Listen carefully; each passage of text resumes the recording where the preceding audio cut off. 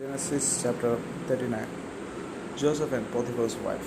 Now Joseph had been brought down to Egypt, and Potiphar, an officer of Pharaoh, the captain of the guard, an Egyptian, had brought him from the Ishmaelites who had brought him down there. The Lord was with Joseph, and he became a successful man, and he was in the house of his Egyptian master. His master saw that the Lord was with him, and that the Lord caused all that he did to succeed in his hands. So Joseph found favor in his sight and attended him. And he made him overseer of his house, and put him in charge of all that he had. From the time that he made him overseer in his house and over all that he had, the Lord blessed the Egyptian's house for Joseph's sake. The blessing of the Lord was on all that he had in house and field. So he left all that he had in Joseph's charge, and because of him, he had no concern about anything but the food he ate. Now Joseph was handsome in form and appearance, and after a time his master's wife cast her eyes on Joseph and said, "Lie with me." But he refused and said to his master's wife, "Behold, because of me my master has no concern about anything in the house, and he has put everything that he has in my charge.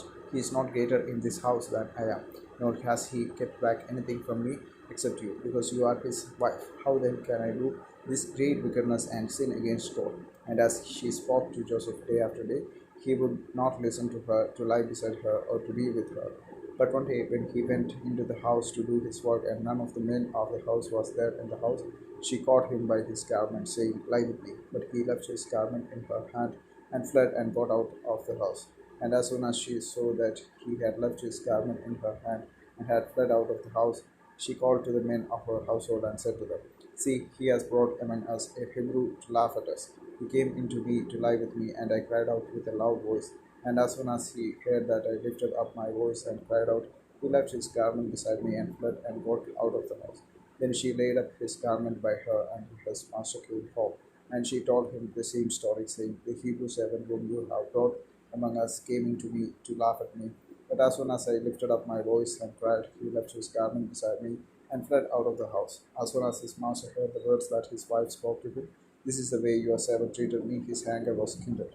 And Joseph's master took him and put him into the prison, the place where the king's prisoners were confined, and he was there in prison. But the Lord was with Joseph, and showed him steadfast love, and gave him favor in the sight of the keeper of the prison. And the keeper of the prison put Joseph in charge of all the prisoners who were in the prison. Whatever was done there, he was the one who did it. The keeper of the prison paid no attention to anything that was in Joseph's charge, because the Lord was with him, and whatever he did, the Lord made it succeed.